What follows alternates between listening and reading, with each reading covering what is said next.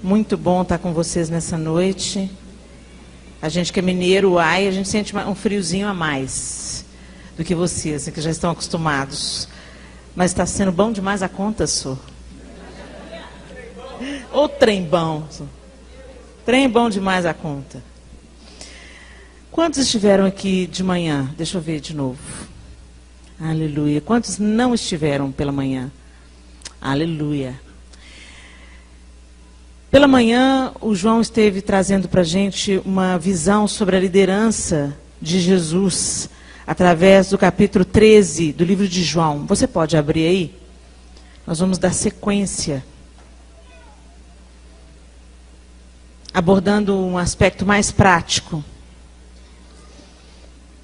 Para quem não esteve aqui de manhã, o João estava levantando a questão de como Jesus deu o exemplo de uma liderança que serve, né? E ele falou assim que a liderança que serve não é aquela que dá o que o liderado quer, mas aquilo que o liderado precisa. De uma maneira firme e de uma maneira amorosa. Essa era a liderança de Jesus. E nós vamos continuar abordando esse aspecto e levantando outros pontos na vida prática do líder. Fique à vontade. Obrigada.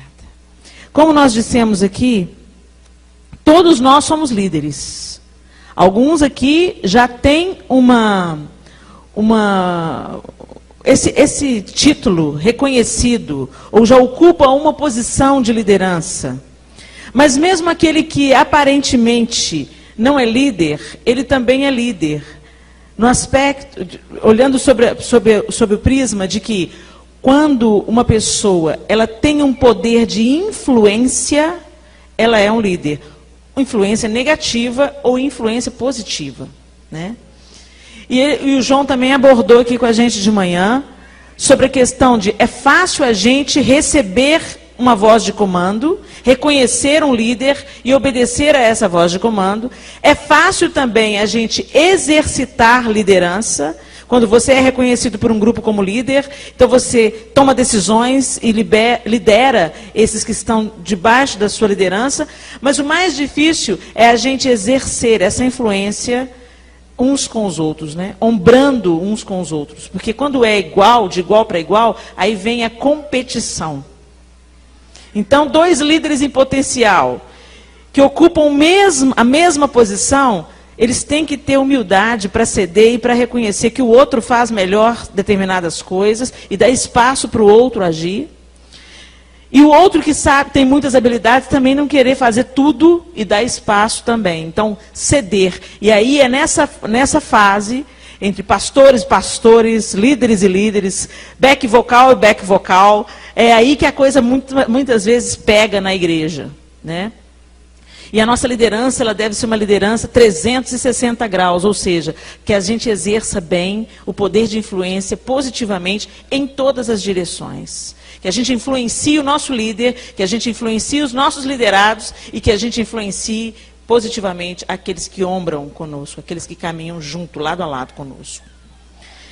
O aspecto que chama mais a nossa atenção nessa liderança de Jesus é essa humildade. E o João colocou aqui também pela manhã, para você que não veio, a questão do lava-pés. Hoje, as nossas cerimônias de lava-pés, elas expressam serviço, amor, carinho.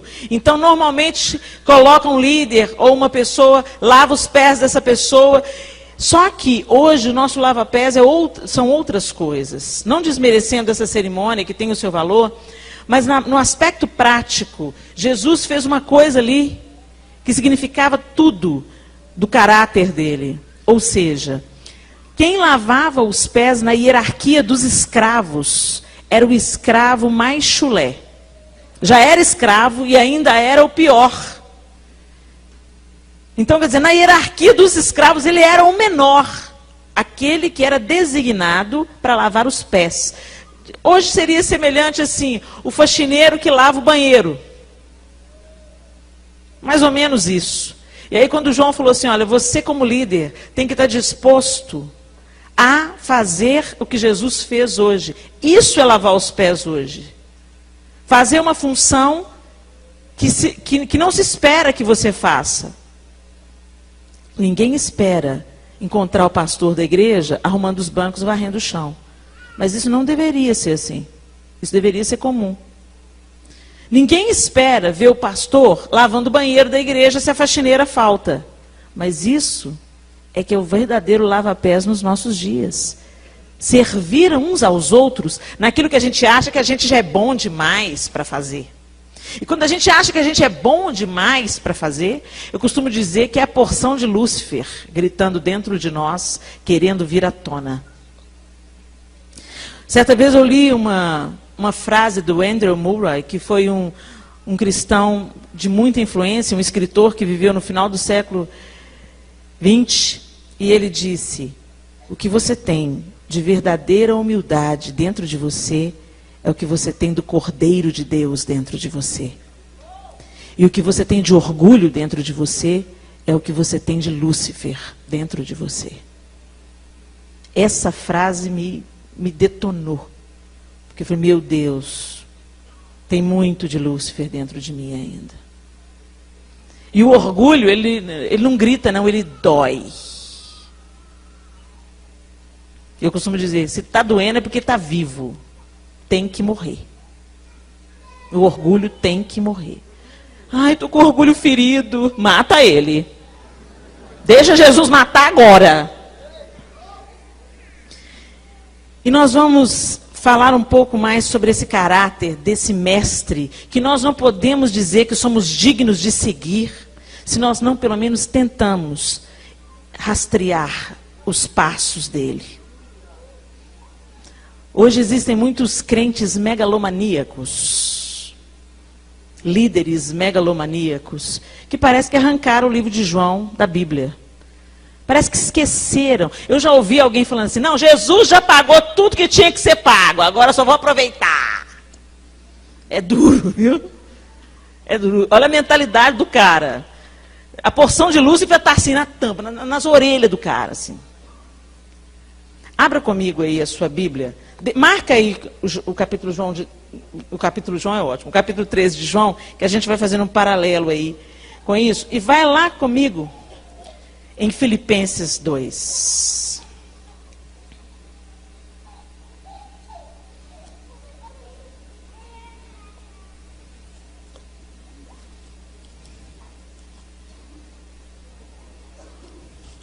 Em Filipenses 2 nós temos outra pista do caráter do nosso mestre, de como ele age, de como ele sente, de como ele pensa e o legado que ele nos deixou.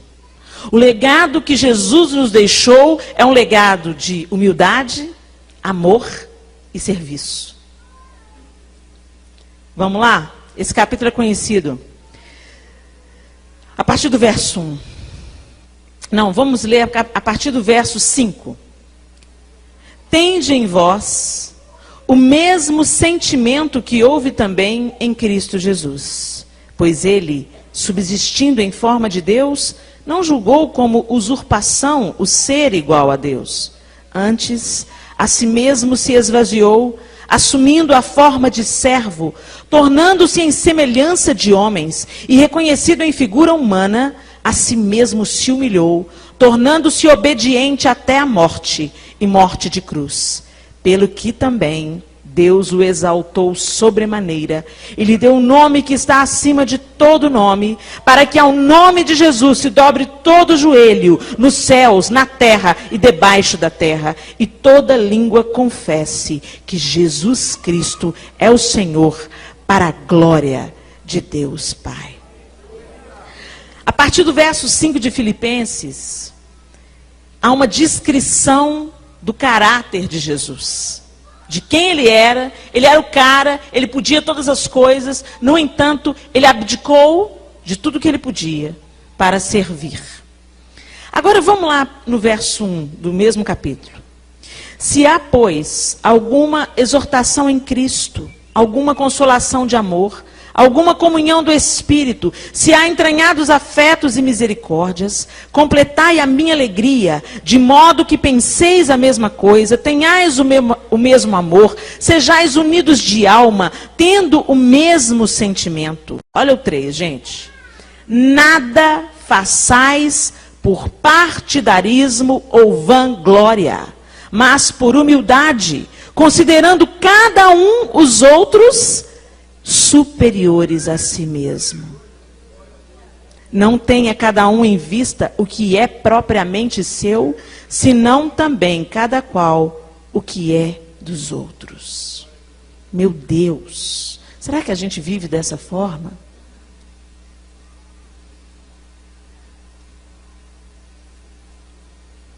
Saul foi ungido de Deus. Um líder que Deus ungiu, um homem de influência, beleza, altura.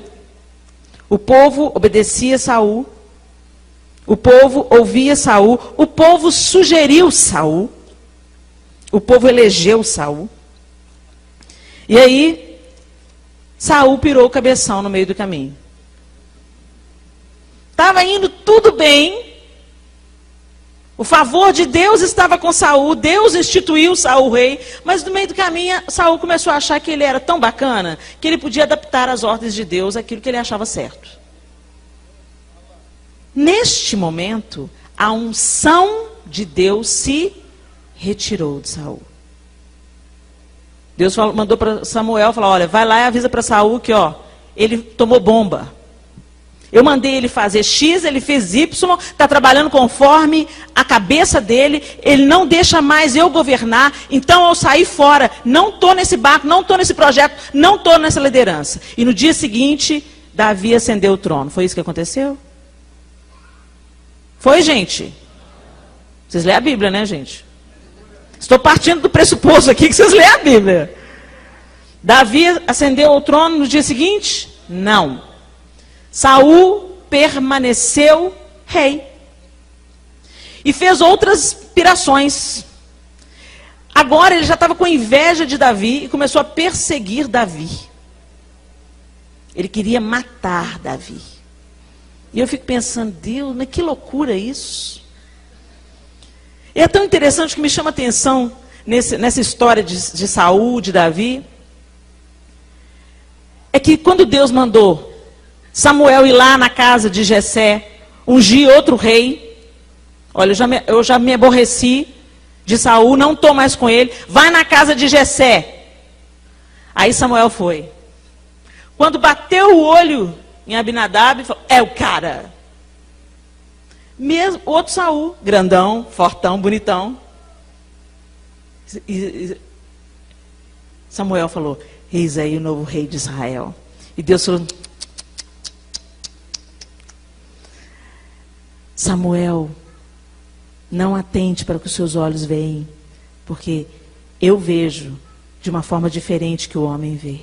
Eu olho o coração. Deus quis fazer diferente. E aí pegou o menor da casa. O menino que nem estava sendo lembrado, que estava apacentando as ovelhas. Isso mostra para a gente o caráter de Deus. Deus não está interessado, viu, líder, de saber o quanto você é talentoso, o quanto você é bom, habilidoso, quantos idiomas você fala, quantos seminários você fez, quais são suas especializações teológicas. Deus não está nem aí para isso. Deus quer saber como é que anda o seu coração. Deus quer saber se você está disposto a obedecer. Deus não quer saber das suas habilidades, sabe? Porque Ele já sabe, foi Ele que deu. E se precisar, Ele tira. E a gente se acha tão bom e sobe para a nossa cabeça rapidinho e a gente começa a se achar. E aí o perigo está aí. O líder começa a se achar e ele faz do seu ministério um reino particular. As ovelhas não são ovelhas, são súditos. Os filhos do pastor viram herdeiros. E a gente vê isso acontecendo na nossa nação cada dia mais. Reinos particulares se erguendo dentro do reino de Deus. E tem outra, um luta contra o outro. E aí a gente pergunta, Deus, por que o povo não está se convertendo mais? Deus, por que esse avivamento que a gente aguarda não vem? Porque o povo está ocupado brigando. Porque se o meu povo, que se chama pelo meu nome, se humilhar e orar e me buscar e se converter dos seus maus caminhos, então eu ouvirei do céu, perdoarei o seu pecado e sararei a sua terra. Por que a Cracolândia está do jeito que está? O Jornal Nacional Fantástico mostra a Cracolândia. E as Cracolândias existem não é só em São Paulo, não. São Paulo talvez seja mais famosa, mas elas estão pelo mundo inteiro. As sarjetas estão pelo mundo inteiro. E a gente estava conversando hoje na mesa do almoço. Por que as pessoas que vivem na rua, por exemplo, a gente tenta tirá-las da rua. Existem ministérios sérios que tentam fazer o resgate dessas pessoas e muito poucos permanecem. Eles preferem voltar para a rua. Eu falei assim, porque é a atuação de um demônio. E demônio se combate com arma espiritual. Se combate com santidade. Se combate com autoridade vinda do alto. Uma autoridade que a igreja perdeu porque vendeu. Vendeu a autoridade. Como é que nós vamos confrontar demônio na Cracolândia, mandar soltar aquelas vidas, sendo que o líder tolera dentro da igreja o cara rico que é adúltero, mas não vai confrontar o pecado, porque o cara é um bom dizimista.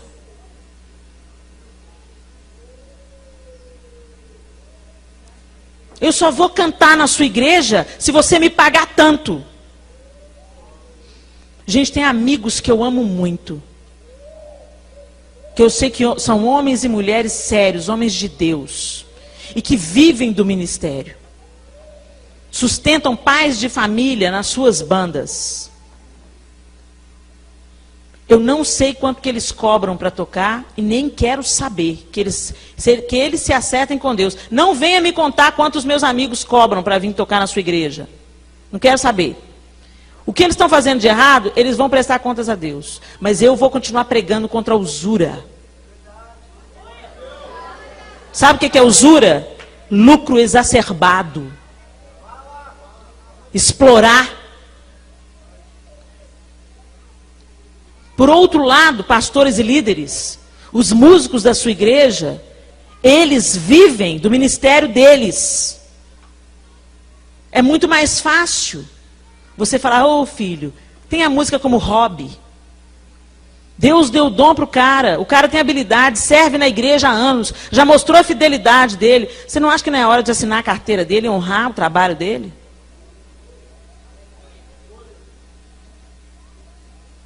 Sobra dinheiro para tudo, mas não sobra dinheiro para honrar quem precisa honrar.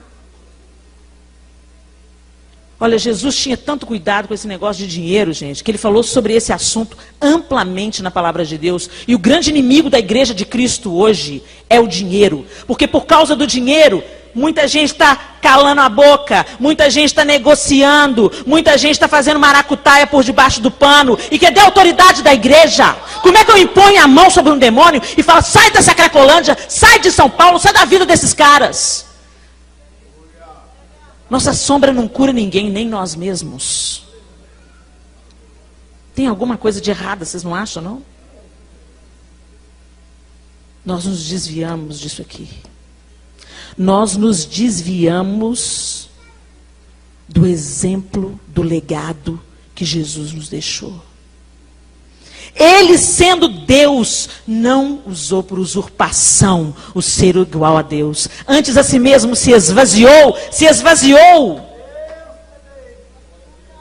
Agora, se a gente parar para pensar, Lúcifer fez o caminho inverso. Ele não era Deus, ele era um cara lá na hierarquia do céu, um cara bacana, viu? O livro de Ezequiel descreve querubim da guarda ungido. Eras perfeito em todos os teus caminhos, até que se achou iniquidade em ti. Acima dos céus me elevarei, Me elevarei e serei como Deus. E Lúcifer continua julgando as mesmas ideias na nossa cabeça, na nossa mente. Você é o pastor, você é o líder.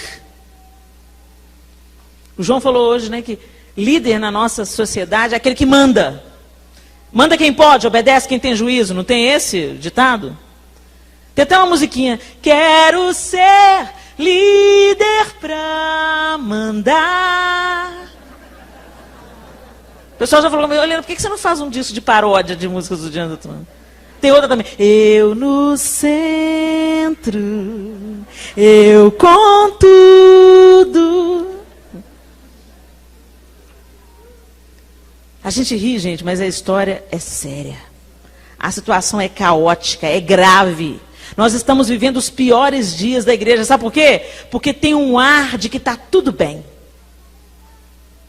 Está tudo bem. A galera cobra caro, mas tem uma galera que paga. Você vai reclamar do quê? Você paga. E a galera que paga repassa o preço para o ingresso. E a galera que vai no show paga. E ainda grita.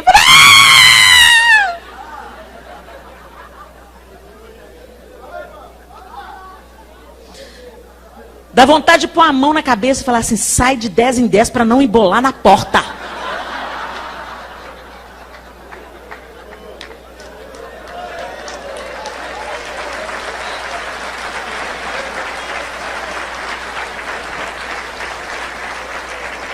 O povo converte. O povo vem para a igreja. E quem é que tira carrapicho de ovelha? Você, líder. Você é que tira carrapicho de ovelha. Pelo menos deveria. E carrapicho, para tirar carrapicho de ovelha, você tem que aquietar ela no colo, dar aconchego, segurança, e depois ir pacientemente. E dói. Para a ovelha dói. E para o pastor cuidadoso também dói tirar. Agora, se tiver muito carrapicho, tosa o pelo para nascer novo. Tem que ter coragem de ensinar para o povo, filho. Quando você era lá do mundo, você era levado pelas suas afetações quando você via o seu grupo preferido. Quando você ia no show do Roberto Carlos, Roberto! Quando você ia no show do Zezé de Camargo, Zezé! Não é mais assim. Não é para gritar, Ana Paula! Porque a Ana Paula é feita do mesmo material que você. A Fernanda Brum é feita do mesmo material que você. A gente é tudo igual. Elas têm uns dom, você tem outro. Ela te abençoa, mas quem te abençoou através dela foi Deus. Quem opera é Deus, ela é só o bisturi. Bisturi sozinho não faz nada. Caneta sozinho não faz nada. Alguém tem que ensinar isso para o povo. Aí o que acontece? Mas não, alguns líderes gostam de treinar isso no povo. Pastor fulano de tal. Assumidade.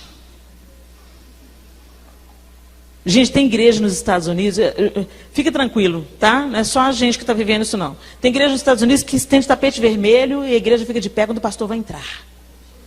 Gente, é sério.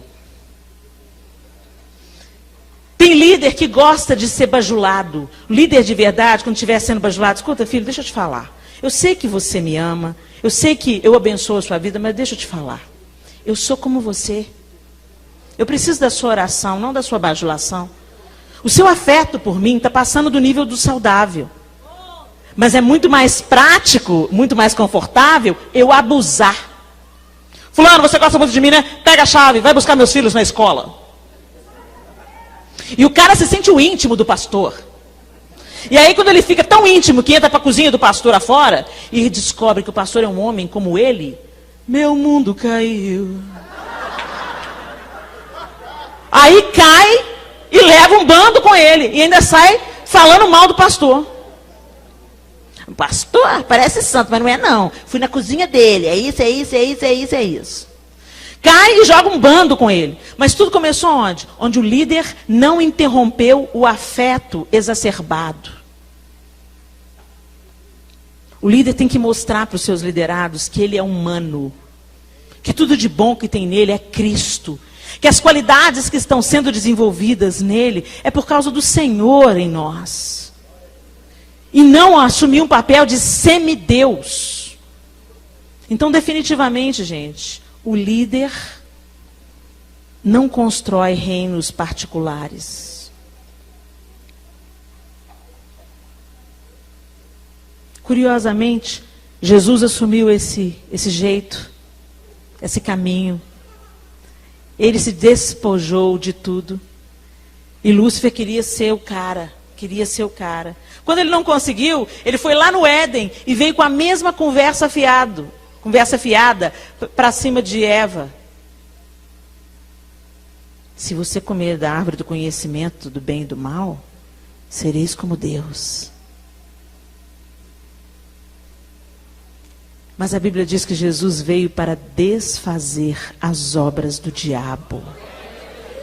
Aí você já imagina Jesus vindo com um cavalo branco, a capa ao vento, com uma espada na mão, arranca a cabeça do capeta, e a gente, não é assim? Coração valente, né? Thor. Só que aí ele veio de um outro jeito, desfazer as obras do diabo, fazendo o caminho contrário. Satanás queria ser o cara, Lúcifer queria ser o cara, e Jesus se esvaziou. Ele queria aplauso, e Jesus andou pelo chão poeirento da Palestina. Ele queria ser servido, e Jesus se cingiu de uma toalha e lavou os pés dos seus discípulos. Se você é cristão, isso é o mínimo que você tem que fazer. Não permita que a mentalidade de Lúcifer corrompa o seu coração de líder. Não permita.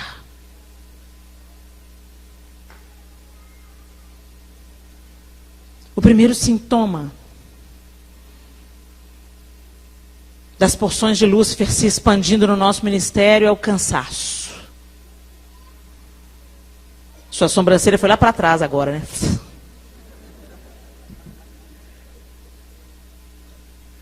Sabe aquele cansaço, aquela vontade de desistir? Abra comigo a sua Bíblia em Mateus 11.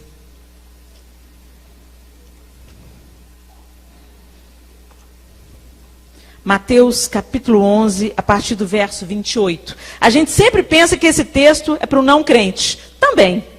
Mas vamos pegar a nossa porção aí hoje. Mateus capítulo 11, a partir do verso 28.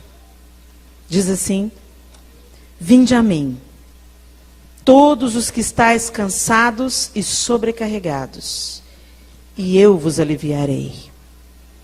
Tomai sobre vós o meu jugo e aprendei de mim, porque sou manso e humilde de coração, e achareis descanso para a vossa alma, porque o meu jugo é suave e o meu fardo é leve. Quando você tem essa vontade de desistir, quando você tem essa vontade de chutar a boca das ovelhas, quando você tem essa vontade de sair matando todo mundo com uma espada, quando você tem essa vontade de falar assim, vou fechar a igreja, ai que vontade de sair andando, sem rumo, sem lenço, sem documento. Olha, isso significa que você está levando um fardo que não é o que Jesus colocou sobre suas costas. Porque o dele é leve. Então por que está pesado? Por que você se sente tão exaurido, tão cansado? Porque muitas vezes você está defendendo interesses pessoais.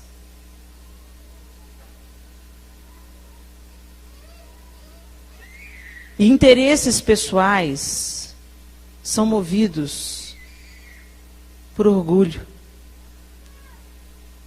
por competição. Não, a minha igreja tem que crescer. A minha igreja tem que crescer. A lá da esquina só está crescendo. Então eu vou fazer um evangelismo mega, monstro. Vou chamar o ministro tal e tal e tal, porque a minha igreja tem que crescer. Você entra no estilo de vida que compete. Fardo pesado. Não foi isso que Jesus mandou você fazer?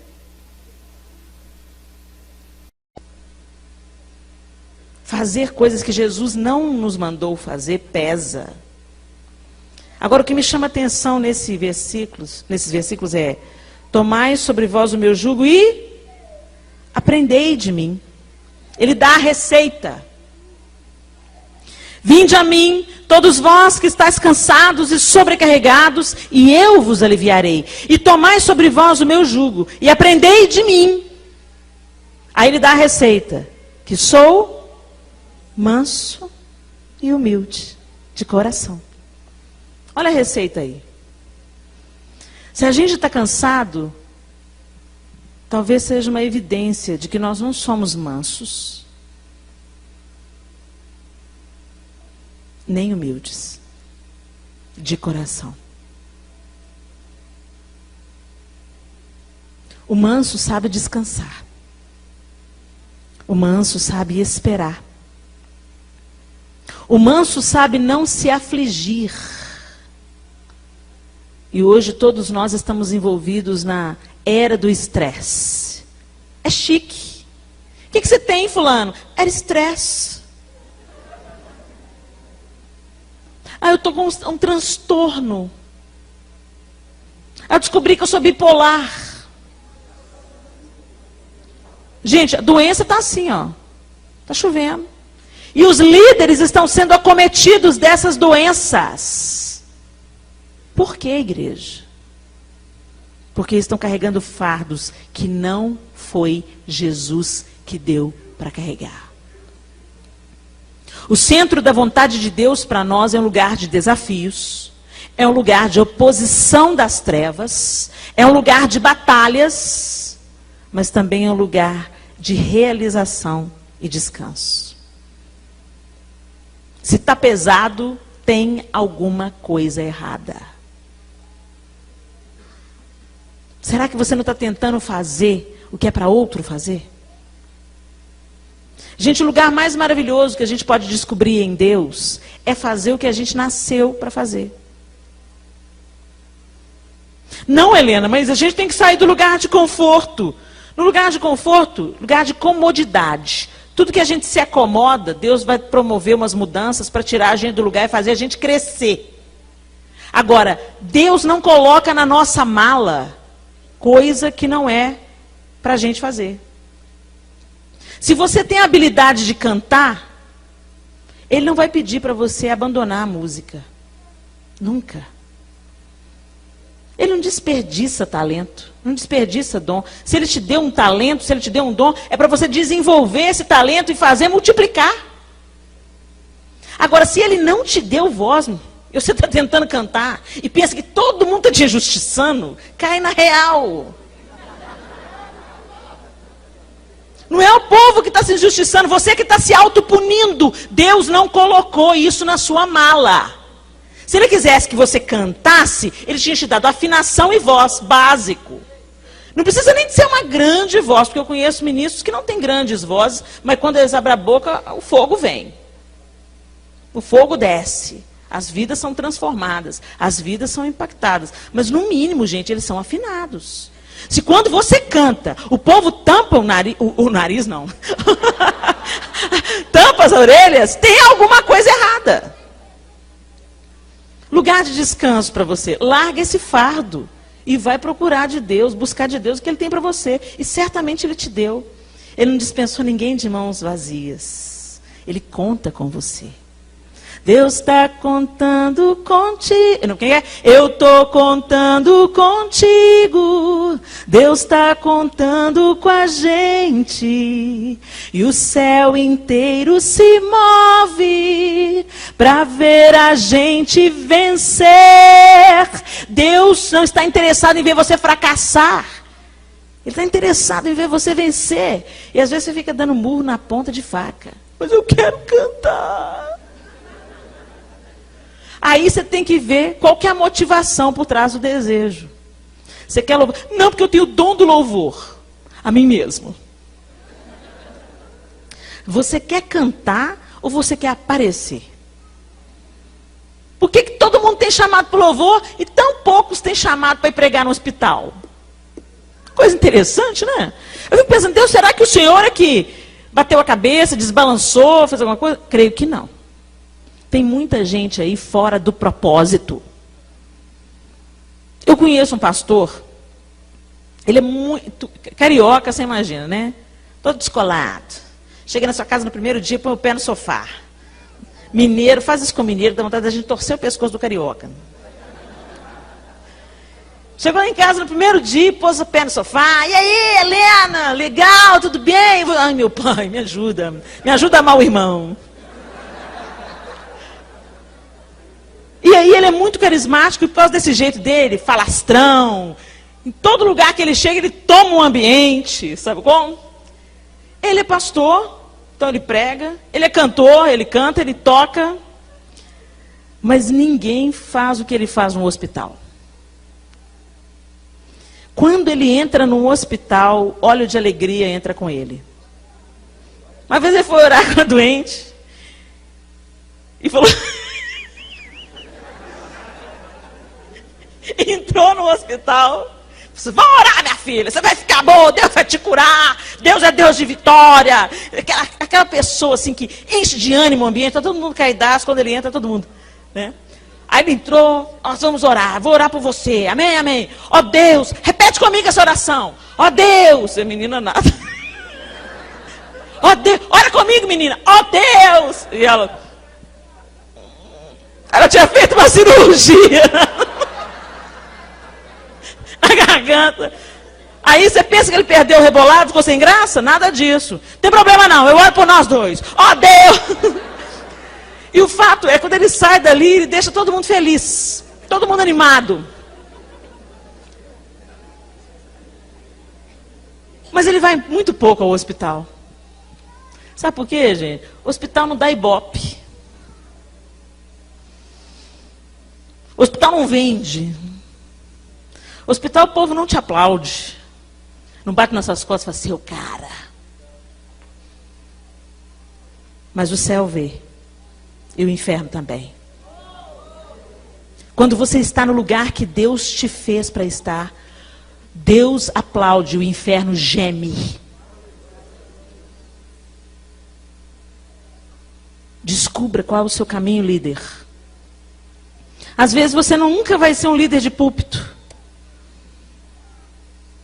Às vezes você é tímido. Não gosta de falar para as pessoas, fica desconcertado.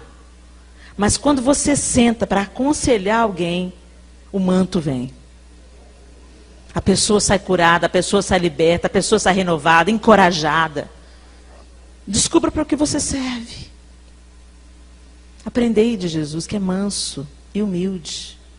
Enquanto você usar o ministério para buscar autoprojeção, você vai experimentar muitas frustrações. Ministério é lugar de serviço, não de ser promovido. A sumidade, subioleiro e outros títulos. O líder sabe delegar. Quantos líderes que estão cansados porque não têm a humildade de delegar? Fala, faz isso para mim, mas vai lá fiscalizar. Ou então fazer. Quando a pessoa chega para fazer, não, o fulano já fez. Aí vai ficar estressado, internado, porque não sabe delegar. Pensa que é Deus. Pensa que para ficar bem feito é Ele que tem que fazer. O perfeccionista sofre e faz sofrer. Não seja perfeccionista, líder. Seja excelente.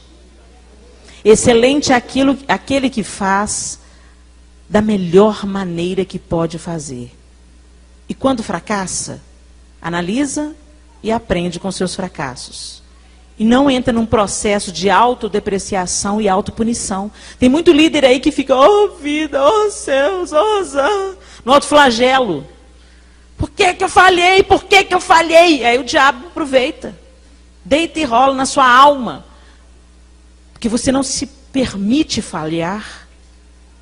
O sangue de Jesus é eficaz para nos restaurar quando falhamos. E para que a gente possa aprender com as nossas próprias falhas. E por último, o líder cuida da sua casa. Quantos líderes que estão ativos na obra, no ministério, mas a casa, a família está totalmente destruída.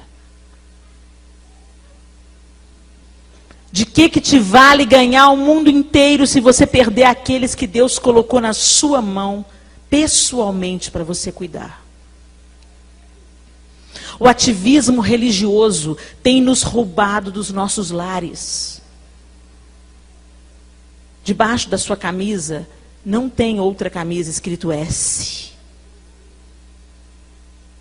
Você não é um super-homem, super pastor, super discipulador, super líder de louvor. Isso não existe. Mas muitos de nós temos tomado a obra de Deus. Não, mas eu tenho que fazer a obra. E a sua família não é obra de Deus, não? Seus filhos, sua mulher não é obra de Deus, não? Seu marido não é obra de Deus, não? Uns negligenciam, pensando que Deus está exigindo isso. Deus não é incoerente. Gente, o pessoal fala muito isso. Não, eu cuido da obra de Deus e Deus cuida dos meus filhos. Eu já procurei na Bíblia, nunca achei esse versículo. Cuida da minha obra que eu cuido dos seus filhos para você. Nunca ouvi. Nunca vi. Se alguém viu, depois me conta. Eu quero saber. Não, mas minha mulher está lá dentro de casa. Eu sou o pastor da igreja, mas minha mulher cuida dos meus filhos. Ah, é? Produção independente? Se Deus instituiu um pai, uma mãe sobre os filhos, é porque precisa dos dois. Tem gente que usa a obra de Deus, presta atenção nisso. Usa a obra de Deus para fugir da responsabilidade. Você casou, não podia namorar antes de casar, né? Então vamos casar para não viver abrasado. Tem um tanto de crente casando aí para fazer sexo. Outra coisa que tem que ser trabalhada na igreja. Você não faz sexo. Você não faz sexo antes do casamento, porque você escolhe obedecer a Deus. E isso não é penoso. Isso é por amor. Porque você acredita que Deus está te poupando. Não é uma sangria desatada, não. Os meninos andam se grudando. Não vou nem despedir dela no portão, que a coisa está feia. Mês que vem é o casamento. Aquele fogo, volta do lua de mel, acabou. Aí ele anda na frente, a menina anda atrás. Ô bem, não é bem mais. É fulano e fulano. Se é nome composto, é completo. Amor, não tem mais amor. João Lúcio.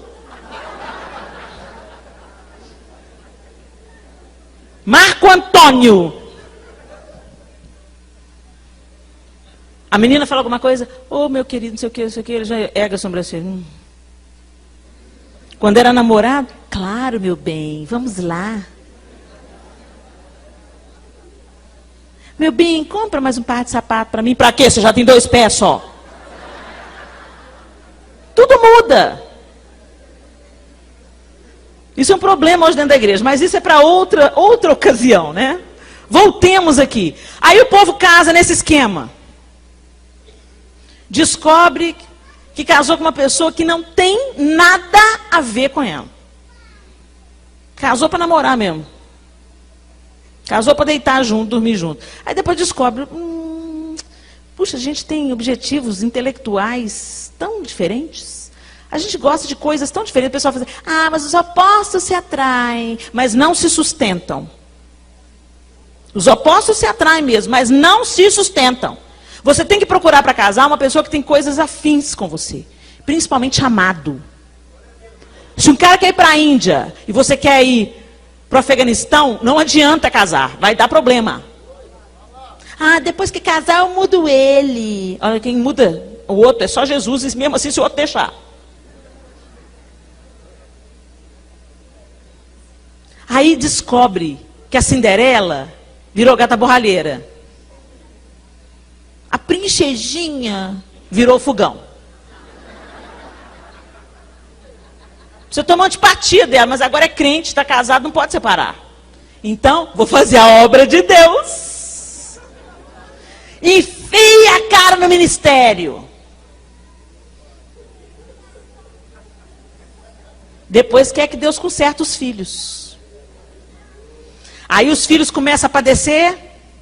Tem um pai na igreja e outro pai em casa. Ah, eu quero meu pai da igreja. Meu pai na igreja é legal. Fala comigo manso. Quando não tem ninguém da igreja olhando, ele chega em casa. Troca o canal aí, menino. É aquela mãe, né? Tem gente da igreja em casa, ela fala assim: ô fulano, desce do sofá, bem. Você pode se machucar. Quando a visita vai embora, fala assim: ô menino encapetado, desce daí, esse sofá é novo.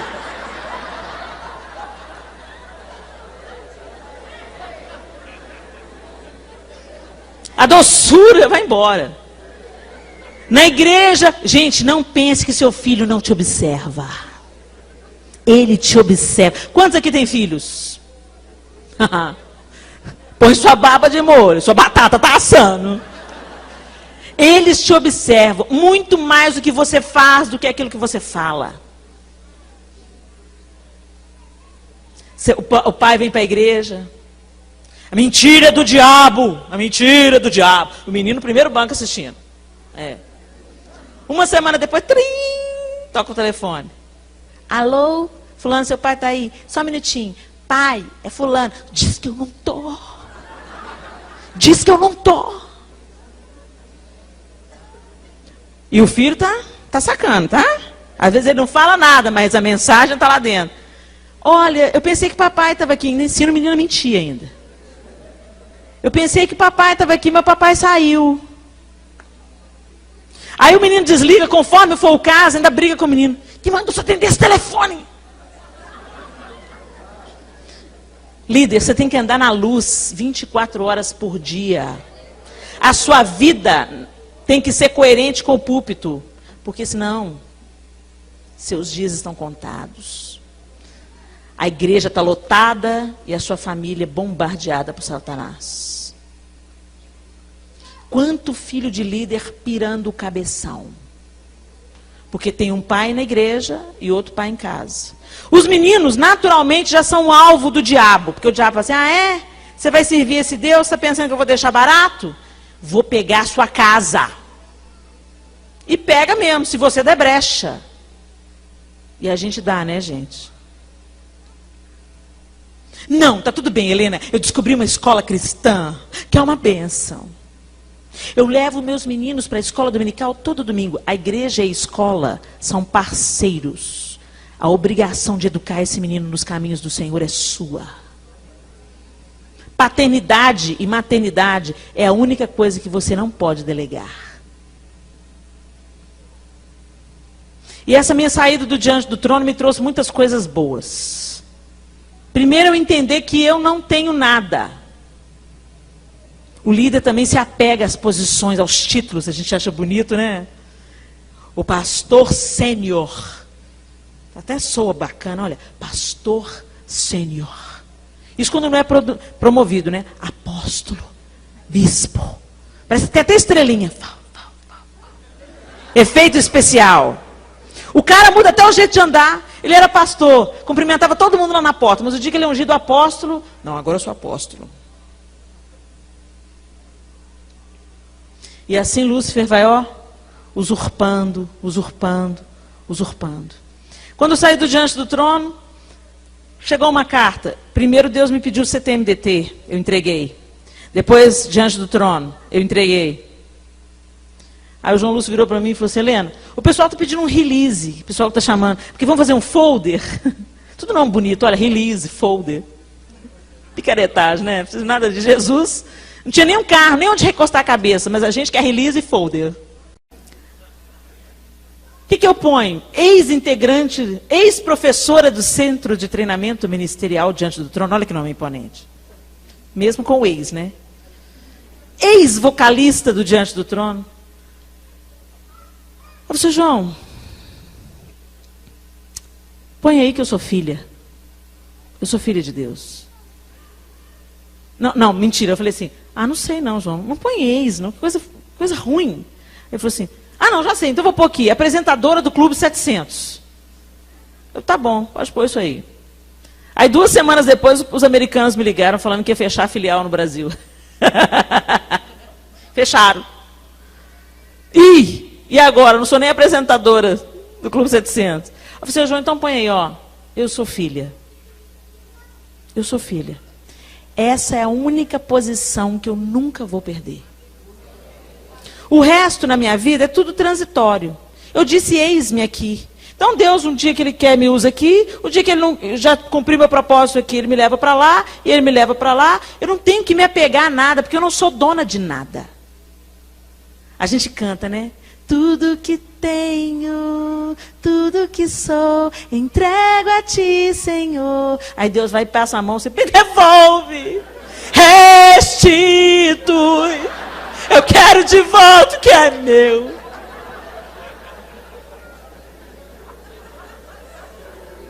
Gente, como nós somos apegados às coisas dessa terra. Meu Deus, como esse mundo nos seduz.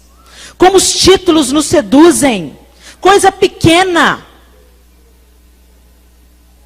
Eu ainda vou desenvolver uma pregação sobre isso, mas essa semana Deus estava me falando o seguinte, que quando Satanás foi se encontrar com Lúcifer, Satanás foi se encontrar com Lúcifer, era ótimo. Satanás, uma pessoa para outra, ambos conversando. Quando Satanás foi tentar Jesus no deserto, após os 40 dias de privação de Jesus, ele foi primeiro na necessidade de Jesus. O que Jesus queria naquela hora? Comida. Ele estava com fome. E o diabo veio com uma proposta tentadora. Você não é filho de Deus? Manda que essas pedras se transformem em pães. E ele continua fazendo isso hoje com a gente. Ele vai na nossa necessidade. Você não é filho de Deus? Sua conta está para vencer. Pega o dinheiro do dízimo e usa na conta. Você é filho de Deus, Ele te entende. Papai te entende. Você não é filho de Deus? Você se dá nessa obra. O que tem você aumentar o seu salário sem consultar para a igreja? Você não é filho de Deus? Você está precisando de um carro novo. Pega aquele dinheiro que era para ir para missões e compra um carro novo. Você não é filho de Deus? Você não é filho de Deus? Está passando necessidade. Começa a cobrar para pregar nas igrejas. Todo mundo faz isso. O que tem? Ele continua observando a nossa necessidade. Aquilo que está nos faltando. E oferecendo financiamento para a nossa causa. E muitas vezes nós nos vendemos sem percebermos. Por isso que naquele grande dia, muitos ouvirão, apartai-vos de mim, eu nunca vos conheci. Gente, essa palavra, ela traz um peso sobre mim, porque a Bíblia diz que as pessoas falarão assim, mas Jesus, em teu nome, expelimos demônios. Não fala assim, em teu nome tentamos expelir demônios, fala expelimos. Os demônios se submeteram. Em teu nome, eu curei enfermos. A obra de Deus foi feita. Os enfermos foram curados, os endemoniados foram libertos. Em teu nome, Senhor, eu cantei no diante do trono. A obra de Deus foi feita. Mas vão ouvir: apartai-vos de mim, eu nunca vos conheci. Se você não é uma bênção dentro da sua casa, não se engane. Você não é bênção em lugar nenhum. Você é uma farsa nos outros lugares. Você é sepulcro caiado.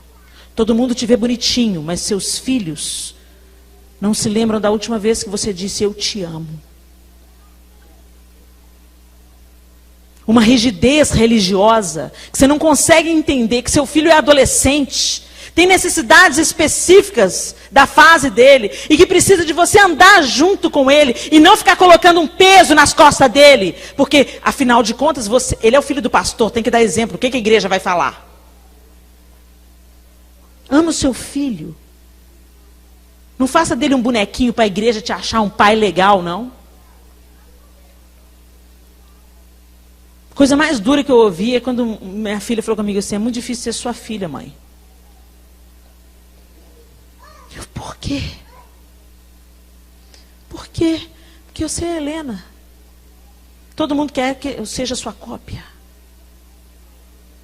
E eu falei para ela: mas você não é. Não é isso que Deus tem para você. Deus te deu uma vida para viver. Ele tem um chamado para você, sonhos e propósitos para você. Não deixe essas pessoas te influenciarem. Eu não te vejo assim. Eu não te exijo isso. Você é livre em Jesus. Até para quebrar sua cara, se for preciso. Para descobrir que aquilo que eu te falo é verdade. Mas a gente tem que viver de aparência. Aí obriga os filhos a sentar no primeiro banco, para mostrar para todo mundo que seus filhos são crentes. Quando o menino completa 18 anos, põe o pé na estrada. Vai lá para a Cracolândia. Vai lá na Cracolândia para você ver se vocês não acham os crentes desviados. Assim, ó. Entra num sanatório. Quanto crente desviado. Famílias doentes. Não seja um Eli. Líder proeminente. Mas os 2 filhos fizeram coisas execráveis. Será que é só porque Eli não corrigiu? Ou será que muitas vezes eles podem ter se sentido roubados? Quantos filhos de crente eu escuto falando assim: eu não quero esse Deus que roubou meu pai de mim. Meu pai fica mais tempo dentro da igreja. Está ocupado com a obra. Meu pai não tem tempo para mim. Meu pai não me conhece. E quando chega em casa, é só com a lista de exigências. O filho se rebela. Mas houve uma razão, uma causa. Você está fugindo do seu casamento? Fugindo dos seus filhos? Você chega em casa só quando eles estão dormindo, porque aí eles não vão gritar na sua cabeça? Quando a sua esposa vai te contar o que eles estão passando, você fala assim: não, isso é questão, você resolve. Eu te dou toda a autoridade para você resolver isso. Feche seus olhos.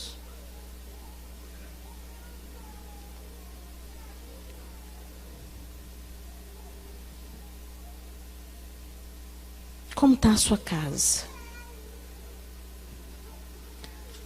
Como estão os seus negócios ministeriais? Você tem aberto concessões para quem pode te dar alguma coisa em troca?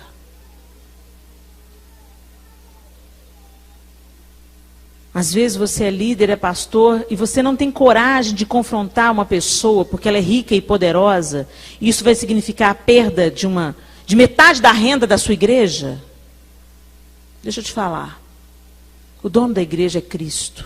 E importa que a gente faça a obra, custe o que custar, com integridade. Helena, você está falando, parece que é fácil. Não diz que é fácil. A Bíblia não diz que seria fácil. Mas difícil mesmo foi subir na cruz para morrer por você. Para morrer por mim. Isso foi difícil. O resto nós somos capacitados a aguentar. Ele nos prometeu No mundo tereis aflições, mas tem de bom ânimo. Eu venci o mundo.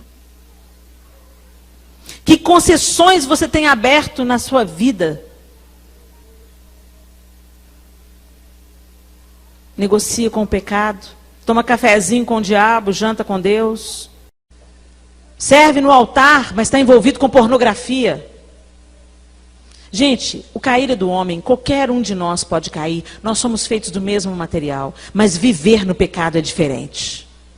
Viver na prática do pecado é diferente. Mas você pensa assim, mas quando eu ministro é uma bênção. As pessoas se convertem. Deus está usando de longanimidade com você e te dando tempo para você se arrepender. Te trouxe aqui nessa noite para te dizer que Ele está te dando tempo para você se arrepender. Mas se você não se arrepender, a mão dele virá sobre você. Para te arrancar.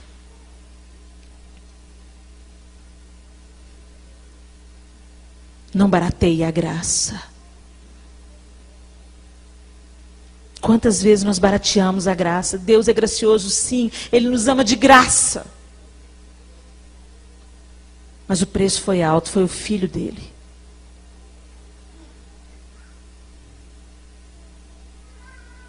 O que você está negociando? Sua família? Como é que está o seu casamento, líder? Melhor varrer para debaixo do tapete, né, do que sentar um com o outro, concluir o que está errado, pedir ajuda conforme for o caso. Ninguém caminha sozinho. O líder não está acima do bem e do mal. O líder também precisa de prestar contas a alguém. O líder também precisa de se aconselhar, ter alguém com quem dividir as cargas. Está pesado? Será que você está no lugar certo, fazendo o que Deus te pediu para fazer? Ou será que você está fazendo o que você quer fazer?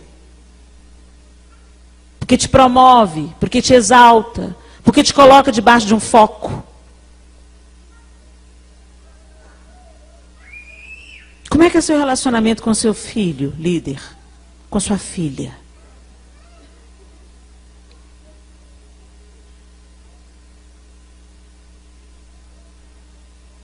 Nossos filhos são nosso primeiro rebanho. Tem que ter tempo. Mas eu não tenho tempo, Helena. Faça tempo. Às vezes você não tem tempo porque está fazendo além do que Deus te pediu para fazer. Para a sua própria vaidade, para alimentar a sua vaidade. Porque hoje, nos nossos dias, gospel, é muito triste dizer assim, estou com a agenda livre. Não, você tem que estar sempre ocupado. Eu, sinceramente, estou repensando minha agenda para o segundo semestre. Acho que vou dar uma parada. Minha segunda e minha terça-feira são meu sábado e domingo. É o dia que a gente passeia, é o dia que a gente está junto. Mas eu percebo que os meus filhos estão precisando mais de mim. E deles eu vou ter que prestar contas diretamente para Deus. A obra de Deus não vai deixar de ser feita. Ela será feita. E quando você gera uma família que é um luzeiro nesse mundo em trevas, um referencial, isso provoca efeitos que você não pode nem imaginar. Você ora junto com sua família? Estou falando da hora da comida, não, que isso já virou até reza, né? Ó Deus, obrigado por esse alimento, em nome de Jesus, amém. Eu estou falando de parar, de ter propósito de oração juntos. De ouvir. De quando errar, pedir perdão. Qual foi a última vez que você pediu perdão para o seu filho, para sua filha? Por ter pisado na bola? A gente pensa que como líderes, a gente não precisa de pedir perdão, nem para filho, nem para esposa, nem para esposo, nem para liderado. Lê do engano. O exemplo que Jesus nos deixou aqui foi um exemplo de humildade. A humildade pede perdão. A humildade reconhece que errou.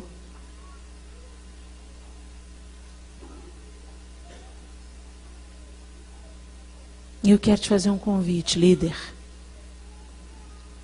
Pessoa, crente, ovelha. área da sua vida que precisa de reparos. Você é uma pessoa em casa e outra na igreja? Você é doce com os irmãos e áspero com seus filhos, com a sua esposa ou com seu marido?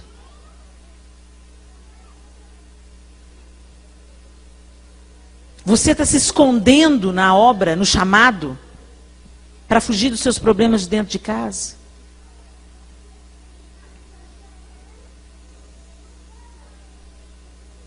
Você tem problemas no casamento, mas é mais fácil varrer para debaixo do tapete, fingir que nada está acontecendo, e enfiar a cara no ministério?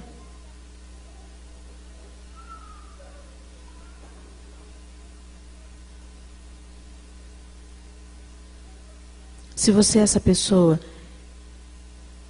se você se identificou com alguma coisa que foi dita aqui nessa noite, eu gostaria que você saísse do seu lugar e viesse aqui ao altar para nós orarmos juntos. Porque todo dia é dia de se arrepender. Se o meu povo, que se chama pelo meu nome, essa palavra é para mim e para você, se humilhar e orar e buscar a minha face e se converter dos seus maus caminhos, então eu ouvirei do céu, perdoarei os seus pecados e sararei a sua terra. A sua terra começa na sua casa.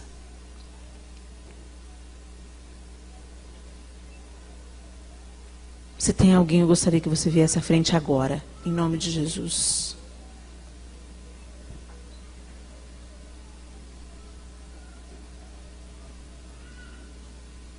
Aleluia.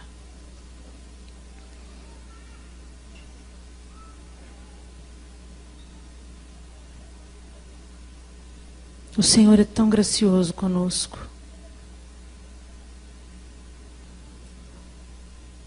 Ele sempre dá a chance da gente se arrepender.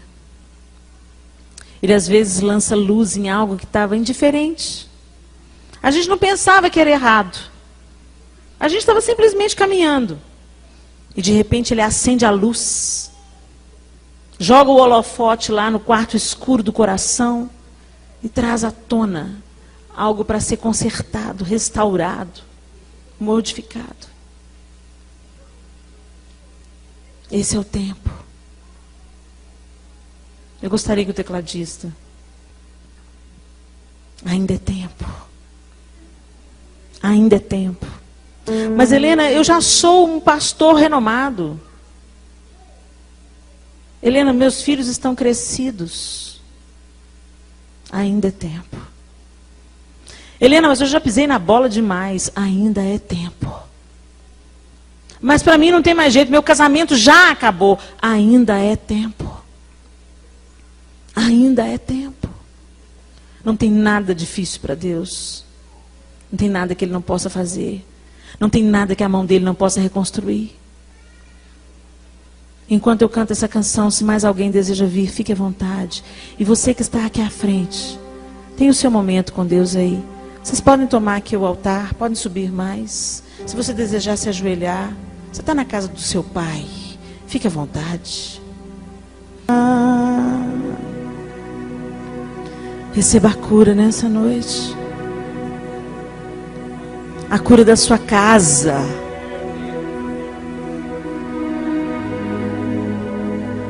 A cura do seu coração, a cura do seu casamento.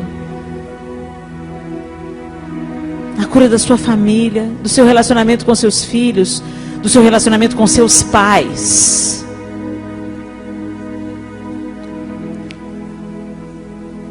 A cura da sua visão ministerial, às vezes tão distorcida pelas convenções deste século.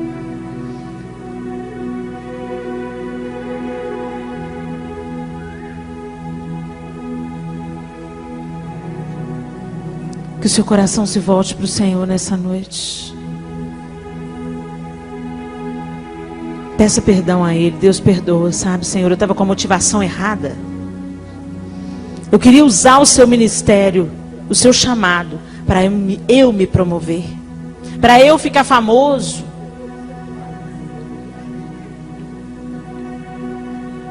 Eu tenho desprezado os dons e os talentos que o Senhor me deu, porque eu queria fazer outra coisa. Senhor, me perdoa. Senhor, eu tenho negligenciado a minha casa e tenho colocado a culpa na tua obra. Me perdoa. Senhor, eu tenho estado cansado, desanimado. Me perdoa por não me abastecer em ti todos os dias e viver dos textos que eu leio no domingo. Me perdoa por não parar aos seus pés para me alimentar em ti, Senhor, e viver daquilo que eu recebi lá no seminário.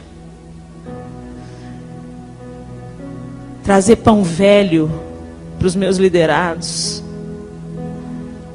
água suja, água velha, água antiga.